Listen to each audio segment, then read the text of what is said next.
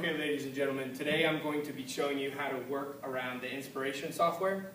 This software is a program that you can use to help create graphic organizers for your classroom. As you can see up here, I have one preset for you guys so I can show you some of the different features that it offers. This one is a history one. It's talking about the Great War, but you can use this in any discipline that you focus on. Essentially, this is a teacher oriented program. It allows you to create different graphic organizers for your kids. However, I firmly believe that this software is really easy to use, and I believe that students can get a hold of it, and it's user friendly, and they can really get into it and use it on their own if they feel the need or are visually oriented. So as we hop into some of the features here, you can see right now I have a pretty basic web design. Later on I'll show you that you can actually change it up a little bit.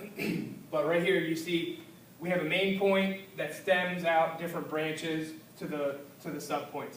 One of the interesting things about Inspiration is that you can actually close all the branches around a main point. And when I emphasize main point, it's because these little branches like this that don't have anything branching off of them, you can't actually close them. So you can't take away certain individual branches. You can take away all of them, or you can take away none of them. One of the interesting things, though, is over here you can see under the Alliance system, it actually has become a main point because it has branches off of it as well. You can do this with any of the points, but you can actually close the subpoints on a subpoint. And this kind of just helps clean up the look of it so the kids aren't overwhelmed when you first pull this up. It kind of cuts down on them writing or looking, and it lets them concentrate on listening to what you're saying. So one of the interesting things that Inspiration lets you do is it lets you create notes. And these notes are they're essentially text. You type in what you want. The kids can take notes off of these if you want, or if you have a website or a blog that you upload this stuff to, they can get it later. And then not only can they see what you did in the lecture, but they can actually pull the notes up, and this allows them to reread everything that you covered. So, close that. You can do this for any of the subpoints, right? So, over here, the Alliance system, that has a note. Open that one up.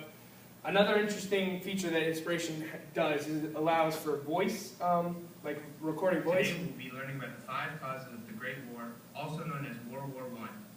A quick and easy way to remember the 5 causes. So, you can record your own voice onto this Inspiration document. What this does is it allows you to play what you would be lecturing at the time, and it allows you to interact with the students personally. You can get out into you can break the barrier, get out into your class and actually walk around and make sure they're doing what they need to do. With this Inspiration document, you can actually, each of these little branches, you can type your own text in. You can mess with the text down here. You can change the size of the text. You can change if it's bolded or italicized. In addition to that, you can write in between on the arrows. So if there's something you want to emphasize on the path to one of the branches, you can emphasize that there by writing it in there. Another cool feature of Inspiration is that it allows you to implement hyperlinks in a number of different ways. You can put a hyperlink to a website. Here I have one to YouTube that shows some of the technology used in World War I. The one problem with this is that it doesn't allow you to set the YouTube video to start where you want it, like some of the other programs do, like Nope. This one, it starts from the beginning, so if there's ads, you're going to see ads. Site that uses your body as its personal. But as you can see, it pretty much, it allows you to implement technology outside of this Inspiration into the classroom. Now, the web. And then you can just close it up here. In addition to internet hyperlinks, it also does something pretty neat where you can hyperlink Word documents into the program itself. So right here, you can click on that. It'll open up Word, and you have a Word document here that you created. I have a little quiz that I created for the kids. It allows you to bring up Word documents, and then the students can see this. So you're not just talking to them about what's going to be happening. You can actually show them, and then if you want them to do, or to copy the quiz and do it on that way to save paper or whatever, you can do it that way. Another interesting fact with inspiration is that you can hyperlink other inspiration documents into your original inspiration document. So say assassination is a super key point, and you really need to emphasize it, and you don't think that it should be a subpoint on its own, because it's a subpoint of this main huge point, right? But it's a huge point in its own right. So you can actually hyperlink another inspiration document into this inspiration document, and it'll take you to that. Inspiration, I'm just going to, you can move all of these different boxes and stuff, things around like this. You can get creative, and it's pretty interactive. You can do it all at the same time. If I pull out this little bar right here, I'll show you just how easy it is. You can change all of these at a touch if you want it to be squares or bubbles, whatever. If you click out here, you can actually just create different bubbles yourself fairly easily. One of the neat things about inspiration is you can actually do a quick create up here. This tab up here is quick create, and it allows you to quickly make subpoints or branches off of your original one. The one thing I would warn you with this feature up here, the create feature, is that every time, if you want it to go back to your main original point, you have to tell it to go back to that one. Because if you leave it, say you create one to the side like that, and then you want to create another one, it'll just go off of that point. It'll create subpoints off of the subpoint. So you need to be careful about that. All of these boxes and bubbles, they are able to be changed. The color, you can change the color to whatever you want.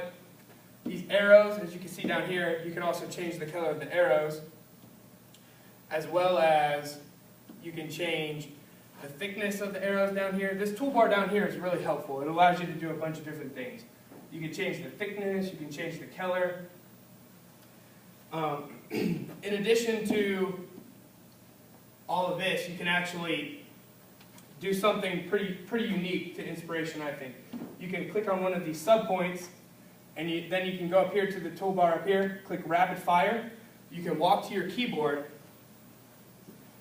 and this is super interactive with your class. You can ask them for points, and they can yell their points back at you. And it allows you to type what they say, and then boom, it creates a subpoint instantly off of that main point that you were on. So boom, boom, boom. And this allows your kids to be interactive with you. You can ask them questions. They put their ideas up here. It's good stuff. So, after you have your initial web created, you can actually go and turn it into an outline. And the outline looks just like this, Roman numeral style, and it allows you to basically create a note system that you could essentially print off and give to your kids if you wanted them to have pre-written notes. It takes everything that you have written down, so all of your notes that you have written down on your inspiration document show up here, all your points, all your subpoints, and you can actually hide these as you go along if it's too distracting. So, back to here, to kind of wrap it up, to show you the different looks that you can actually get, you go up here to this arrange key, you click it, and it gives you a couple different options. You can do the split tree, you can see here, it kind of splits it in two. You can do just a regular tree, or you can just move the stuff around as you want, create your own look, or however you want to do it. In addition, there is a template format where it has preloaded shapes and templates and stuff that you can use. If you're not the most creative, you can actually just use that to help you set up your inspiration document. One last feature that I want to show you before we break out of here, you can actually, with the smart board, it gives you pretty good control from the board so it can be interactive. But you can zoom in and out of this. You can zoom in to the point where you highlight very specific little areas if you don't want to close them all down. If there's too many subpoints or whatever, you can close it down to focus in on one specific thing. And that's inspiration in a nutshell. Any comments or questions, I'll be glad to answer them after we break here. Thank you for your attention.